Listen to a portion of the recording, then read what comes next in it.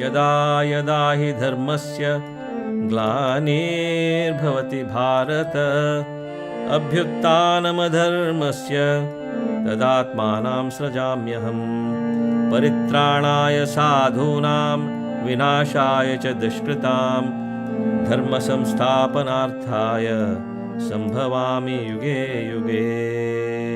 So whenever there the good people who are doing dharma and keeping high ideas, okay, and high-minded living, and are being inclusive of everybody, okay, and treating everybody as children and creatures of God. That is Vasudhaiva Kutumbakam, right? That's a saying. So when these dharmic people are being suppressed and depressed in society in great numbers, and there's a rise of this Rakshasa behavior, right? Where high-minded thinking is not there. It's always division, division, division, and conquer, conquer, conquer. Whenever that happens and power grabs happen, and people who know dharma ignore it and do other things to their benefit and to the cost of everybody else. So that kind of adharmic practice, whenever that's there, preponderance of adharma, right, and suppression of dharma, whenever that happens, dharma samsthapanarthaya sambhavami yuge yuge. So Lord Krishna says, whenever that happens, from time to time, from yuga to yuga, I will manifest as an avatar. So that is Krishna's explanation as to why avatars take place. Okay, he was one such avatar, but not any ordinary avatar. He is known as Paripurna or Sampurna avatar. Okay, with all the things that you would not expect from any humans. He had the entire, my father used to say, 36 markings on his body. His body is not made up of what we call as made up of karma, right? We are born here due to karma. God is born to uphold dharma. So he was not actually born. His story, as you may know, he appeared to Vasudeva and Devaki while they were imprisoned by Kamsa, the demon, okay, the monster. He was a king and he imprisoned them because he had heard that Krishna is going to be born from her and that Krishna is going to destroy him Kamsa, okay? And that was unacceptable. So he imprisons them and he has guards watching over to make sure that every baby is brought to him so that he can kill the babies while they're babies so that he cannot die. So he wanted to defy the proclamation that came from the heavenly voice known as Ashari Ravani. Okay. So all that happened. So Krishna, as you know, was not born from a woman or anything like that. He incarnated, okay, in baby form and all that, and he was sent to from prison to his foster parents, where there was a baby exchange between Durga Shakti, who was born into the Nanda family across the river. Okay, Nanda was a tribal leader, and so he had a baby girl, and there was a baby exchange. The baby girl is brought into the prison. Krishna, the baby boy, is put over there. And so during that time, once Kamsa came to know, I'm skipping a lot of steps here because I don't want to redo the same story we did last year around this time. So what happens is Krishna is growing up as a child in the Nanda family, okay, with Nanda and Yashoda. So only he knows, and Vasudeva and Devaki know that Krishna is over there, but he is not really their child. Okay. Nonetheless, what happens is once Kamsa finds out that Krishna lives, he is not going to allow that child to grow up. Right? No way. What he is going to do is he's going to try and kill that child as soon as possible. So what he does is he has a giant army of all-star Rakshasas, if you will, okay? So a lot of these demons are sent with more power one after another, such as Shakata, such as Putana, and so on, when he was just a baby, literally a baby. And Krishna knows what's going on, even as a baby. His avatar is not going to be destroyed by all these stupid and silly Rakshasas. There's no way. So he kills them like Shakatasura. Comes like a cartwheel at high speeds at the baby, with just one toe, just touching the toe. Krishna destroys the entire Shakatasura. Okay, nobody knew that it was actually a demon who had disguised himself as a cartwheel, because demons have those powers. Many of us, by the way, in yoga practices and so on, you may gain some powers, but it won't change your behavior. I can't tell you that often enough. I say it every time. That is, with yogic practices, with Kundalini and Kriya Yoga and all that, you will gain powers, but it's not going to change who you are. It's just going to make you more egotistic. So many Rakshasas, they have siddhis, they have powers to transform themselves into whatever. Putana did the same thing. She transformed from her ghastly form, horrid form, into a very beautiful woman and came to babysit Krishna, okay, and tried to give him poisoned breast milk. Krishna knew what was happening. He sucked all the poison out and she got killed like that. So all these Rakshasas were killed one after another, okay.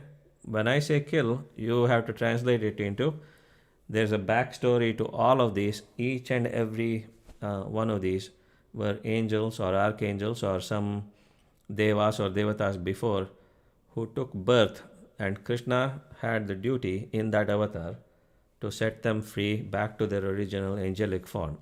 Okay? So don't look at it as, oh, Krishna killed a lot of people even as a baby. That's a stupid way of looking at it. That's really not what this is. Okay. So, so Krishna grew up, and the entire, not entire, but there's a big section of Bhagavatam, Srimad Bhagavatam, on how Krishna was born, how he grew up, and what did he do, right? And did people know that he was God while he was growing up? He was blue in color, unlike everybody else. Did they know that he was God? I'm talking about Almighty God, not just God with a small g. I'm talking about the Almighty God taking an avatar. Right? It's a phenomenal thing. It is if you think about it in your meditation, it is really mind-blowing to think that the Almighty God would take an incarnation and walk among humans for a period of time. That's what happened here. 2 days from now, right? On Monday is Krishna Janmashtami? Yeah. So we are celebrating it 2 days early, but Monday is Janmashtami. And so it's customary to talk about Krishna's birth and how he grew up on the other side of the river from Kamsa's kingdom. Okay? So the answer to the question of whether people knew that he was God, most of the time, no. They didn't. They just thought that he was a beautiful boy, okay? Unusual and very, very beautiful, very attractive. And they were all attracted to him. All the boys and girls wanted to play with him, and all the adult women and men wanted to be around him as much as possible. That's how attractive he was. As a matter of fact, Krishna has a definition. There are two, but that word Krishna has the definition of, I'll give you both, okay? One is Karshatiti Krishnaha. That is, he crushes our karma and sins. Karshatiti Krishnaha. The second is Akarshatiti Krishnaha. Akarsha means to attract. Okay, so he was that attractive. There was something about this boy that nobody could resist. No one could resist.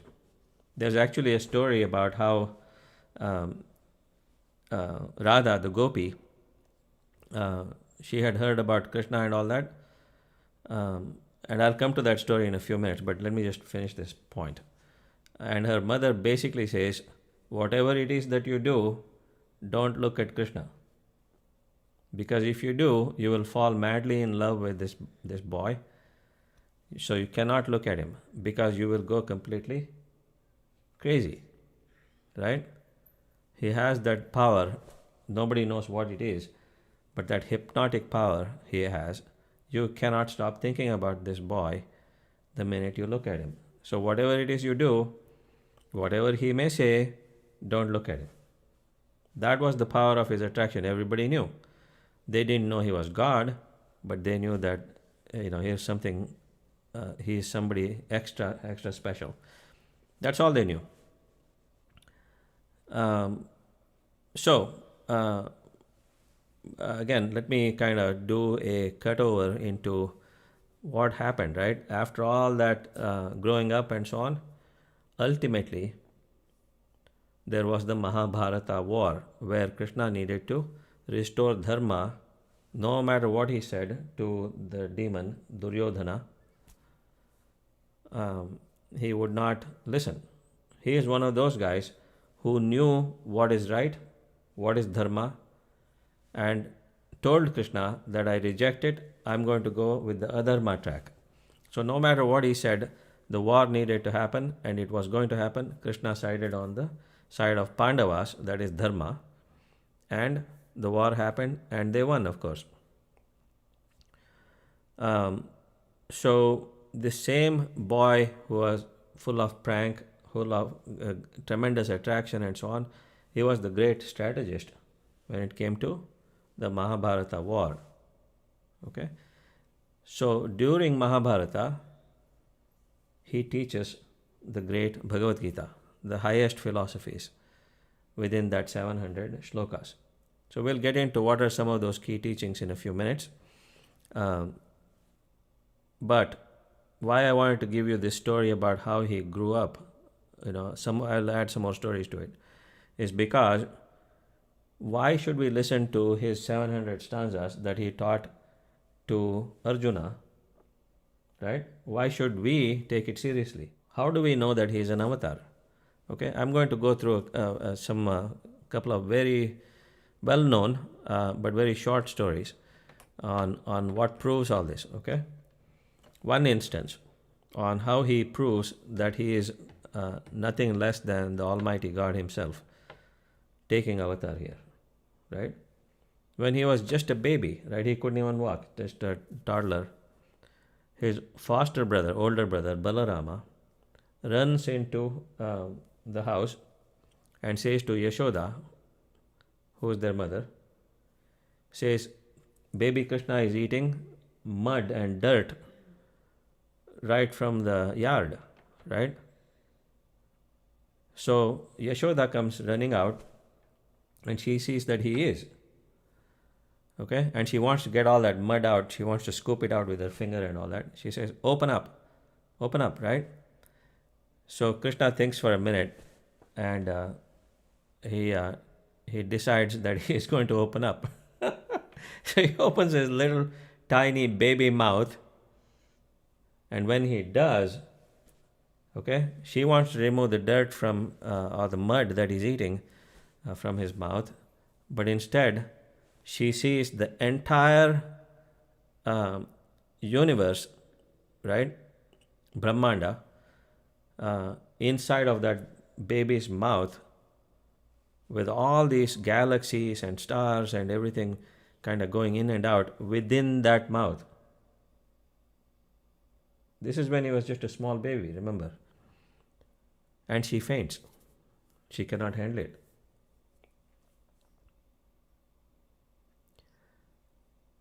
And as always, due to Maya, the veil of Maya sets in after she gets up, and again Krishna is just a baby to her. She doesn't realize, I mean, at that time, she fainted because the vision was so extraordinary. Okay, again, Krishna's Maya veil brings everything back to normal. So that's the first proof, okay, that he is not ordinary, that he is the Lord of the universe that created everything. There's another instance while he was growing up on this side of the river in the Nanda dynasty, Nanda clan. That is, they had a tradition, annual tradition, when the harvest was excellent, okay, when the waters were flowing, rain was all that, they used to worship, okay, the Nanda clan, all the villagers and everybody used to say prayers to and worship with reverence Indra, the head of the angels, who is in charge of rain and thunderbolt, okay, lightning. So, boy Krishna, maybe around 7, 8 years old, he went to his father, who was the leader of the tribe. Remember, I said that, of the clan. He said, Father, why are we worshipping Indra all the time? Right?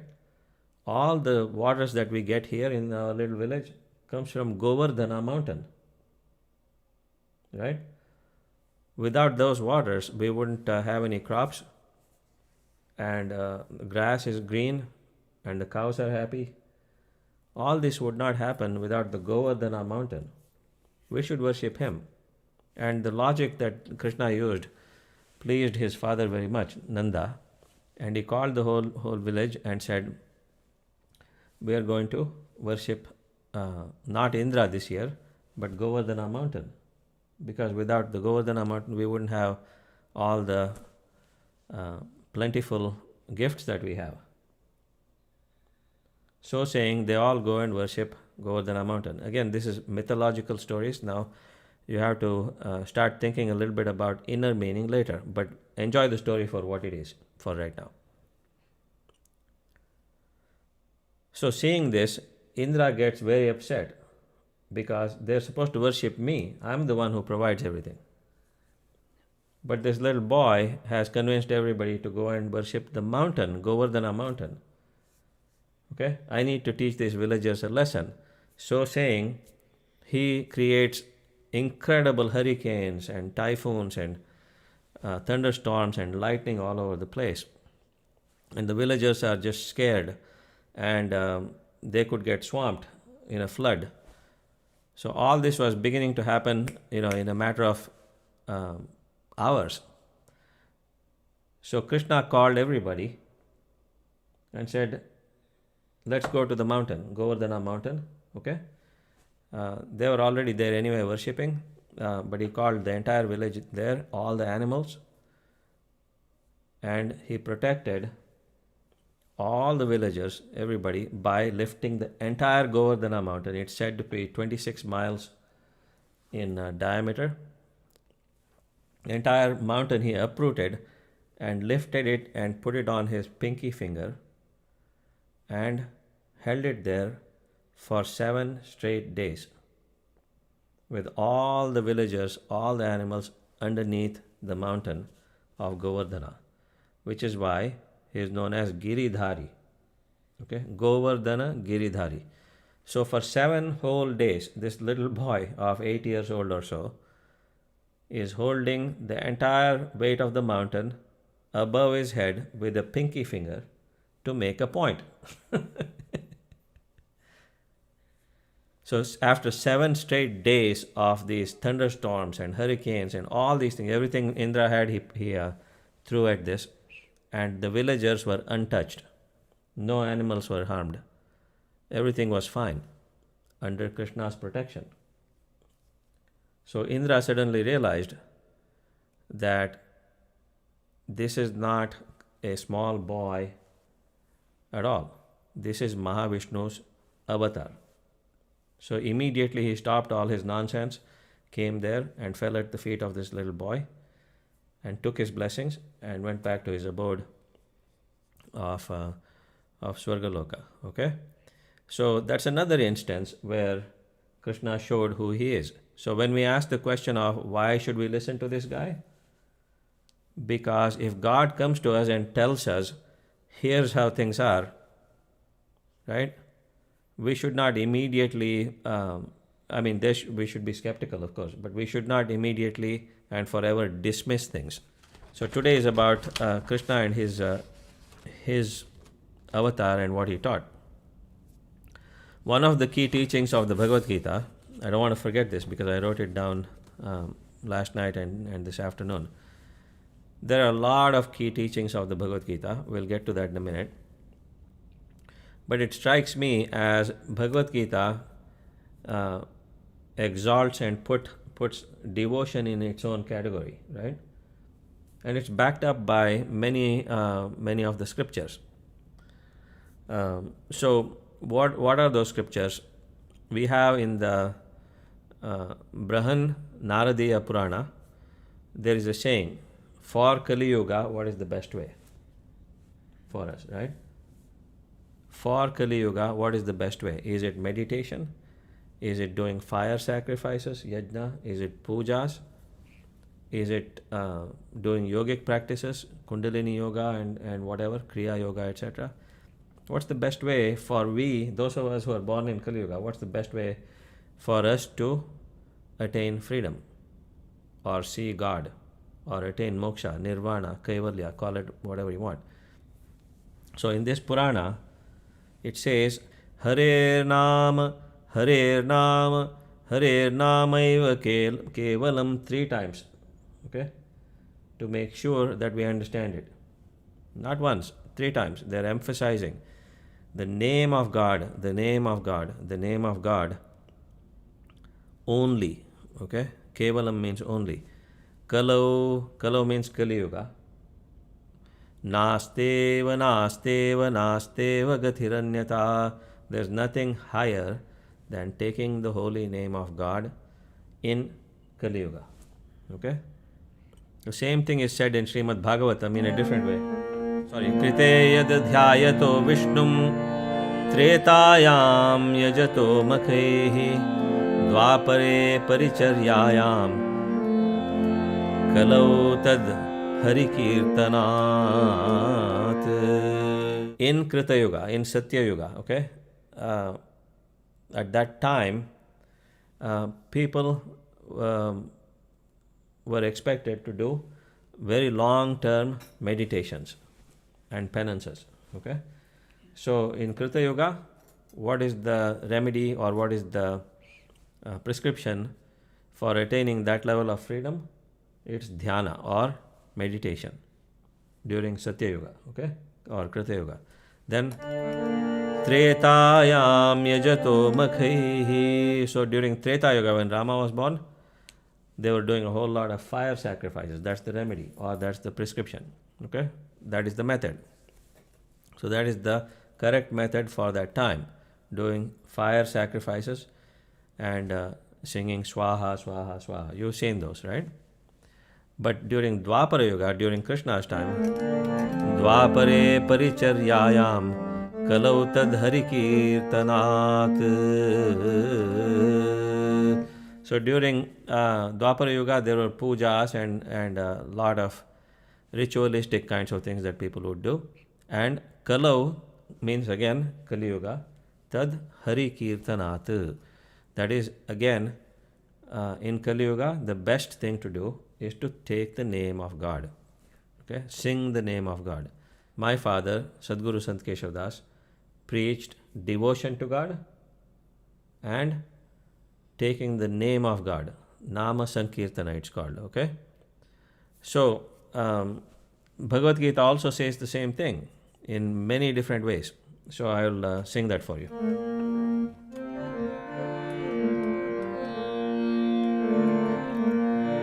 Manmana bhava madbhakto, Manmana bhava madbhakto, Madhyaji mam namaskuru, Mame vaishyasi yuktevam, Atmanam matparayanaha.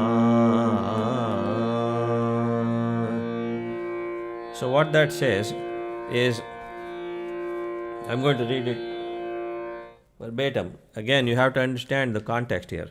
In other words, this is God Himself saying this to Krishna and through Arjuna, and through Arjuna to us. Okay, so he says here, translation is, fix your mind on me, adore me, be devoted to me, make obeisance to me, unite yourself in to me or in me, abide in me, and depending on me, you shall come to me. There's the formula. In other words, if you are constantly thinking about God, if you are adoring God, if you are devoted to God, you from time to time, remember last time we talked about gratitude, right? You show the respect and reverence to God by bowing before God. Um, and then you try to unite yourself with God, and you abide in God, and you depend on God, you shall certainly reach God. That's what this is saying, okay?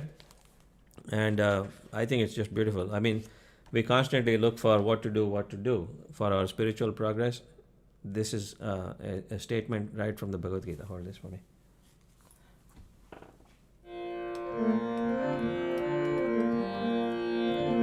Santushtaha satatam yogi, santushtaha satatam yogi, yatatma dhrida nischayaha,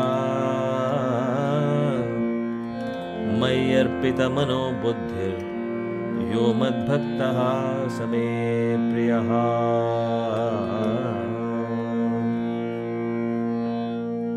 Again, I'm going to read directly from here, my father's translation. Mentally united and content. Okay? Santushtaha satatam yogi. That means the yogi or the yogi who does these following things is always happy, always eternally happy. So, mentally united and content. Subdued body, his mind intent, surrendering his whole self to me, such a devotee is dear to me. So, yatatma dhrida nishchaya means that, okay? Mayyar pitamano buddhir. So, one who has given his entire mind and intellect, okay, to me, such a devotee is dear to me and is always happy. Okay, one more stanza from here.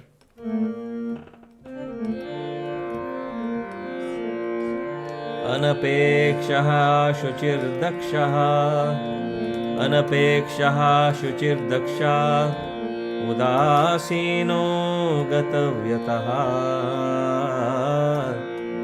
सर्वारम्भपरित्यागी, यो मद्भक्तः समे प्रियः.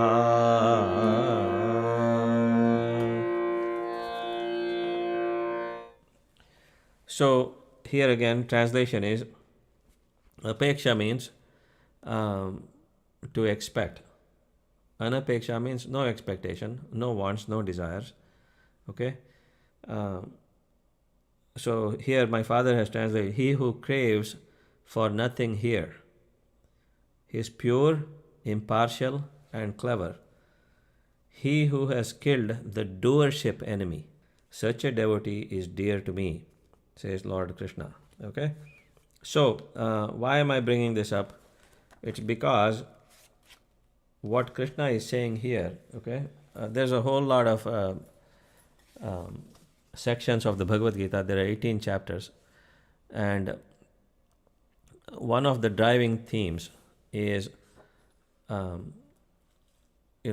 Krishna establishes and teaches that we are not the body.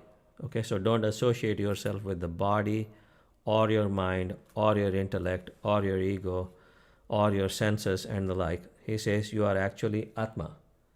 Atma that has taken the body. Okay, if you identify with the body and get frustrated that you're growing old and fat and then you will die and all this, that should not occur to you, because body is a temporary thing. It's going to be here for only a short time and it's going to die. What you do in between to make spiritual progress is what matters. So Krishna says devotion is one key thing that you can do. It's easy. compared to doing jnana or karma yoga, especially jnana, because doing meditation, doing reflection, thinking about my abstract form is full of trials and tribulations. It's very hard to do, and there are many points where you can fall off the yogic path. I've told you many stories about that before. There are plenty of places where you can literally fall off and not get back on for many lifetimes. Whereas with devotion, where you take my name, okay, I shall make sure that both yoga and kshema are taken care of. That is, if you're lacking something, I'll be there to support you, right? And in the hereafter, and once you have acquired something that you need, I'll make sure that that's protected. And the promise is there for the here and the hereafter, the soul's journey and so on. So all these teachings are promises that we take seriously, that if you do devotion to God, that God has promised that He will take care of this, this and this. And that's what my father primarily preached.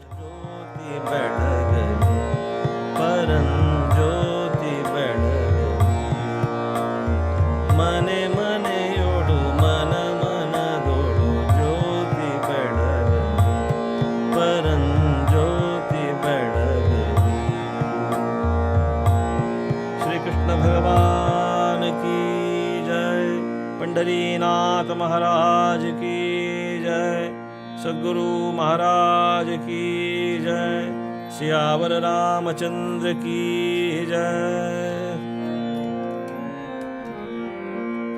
So from where you are, do what I'm doing and receive the blessings of the light through your eyes and through your head. Okay, wave your hands like this. त्वमेव माता च पिता त्वमेव, त्वमेव बन्धुश्च सखा त्वमेव, त्वमेव विद्या द्रविणं त्वमेव, त्वमेव सर्वं मम देव देव. कायेन वाचा मनसेन्द्रियैर्वा बुद्ध्यात्मना वा प्रकृतिस्वभावात् करोमि यद्यत् सकलं परस्मै नारायणायेति समर्पयामि. ओम असतो मा सद्गमय, तमसो मा ज्योतिर्गमय, मृत्योर्मा अमृतं गमय. ओम शांति शांति शांति. लोका समस्ता सुखिनो भवन्तु.